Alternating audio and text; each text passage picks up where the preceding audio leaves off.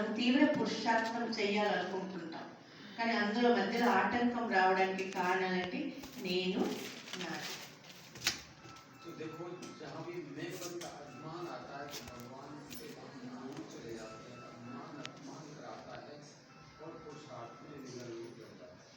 ఎప్పుడైతే మైండ్ పని నేను అనేది వస్తే అక్కడ అభిమానం అహంకారం అనేది వస్తుంది కాబట్టి తండ్రికి దూరం అయిపోతాం, అది విఘ్నం అయిపోతుంది. కాబట్టి దీనివల్ల మనం అహంకార భావం వస్తుంది కాబట్టి ఆ మైండ్ పని అనేది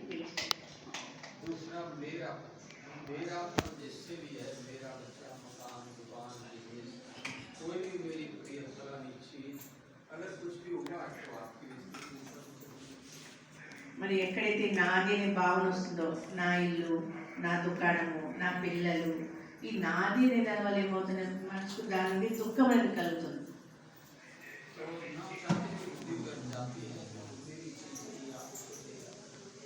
ఎందుకంటే వద్దు అనుకున్న మనసుకు నాది అనే వస్తువుల పైన తనకు తాను బుద్ధి వెళ్తూ ఉంటారు.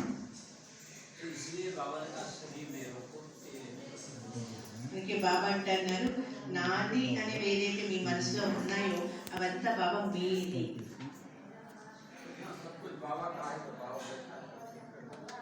ఎందుకంటే అంతా మీది అన్నప్పుడు అందులో ఏదైనా హెచ్చు తక్కువలు వచ్చినప్పుడు ఎవరు చూస్తున్నప్పుడు బాబా దాన్ని క్లియర్ చేస్తారు.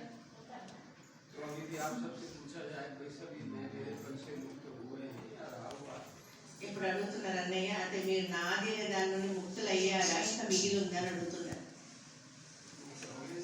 ముక్తులు అయిపోయారా? అంత బాబాదేనా?